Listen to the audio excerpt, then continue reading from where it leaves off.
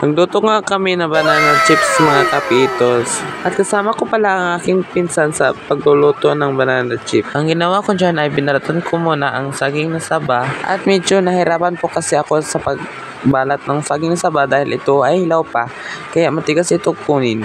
At mga kapitos, wala po ito sa plano sa paggawa namin ng banana chips. Dahil wala po kaming mga sangkap sa pagluluto nito. At mga kapitos, hindi ko po inasahan na magluluto kami dahil ako lang ay pumunta sa bahay ng aking yaya para maglaag.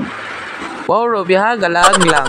At tapos na kami mabalatan ng saging at dali-dali namin itong in-slice. At patagal ng patagal ito, hindi kinaya ng aming slicer kaya initak na namin. At fast forward ko na ito dahil ang hirap ng salita ng voiceover.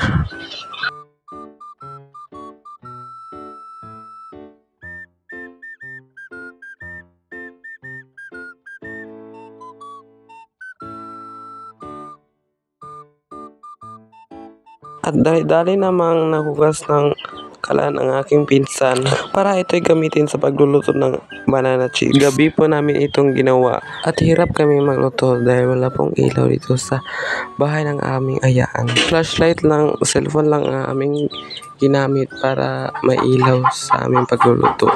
At ang isa kong pinsan naman ay siya naman ay naghaling at pinapainit ko muna ang kalan para ito'y lagyan ng mantika.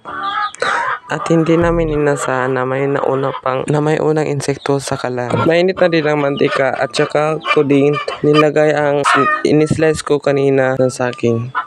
Guys, huwag niyo akong kalimutan i-follow sa aking page. At i-like and comment and share para sa more videos. At dito na rin nagtatapos ang ating vlog guys. Sana nagustuhan niyo ang aking vlog. At ako'y magluluto pa. Goodbye, mama.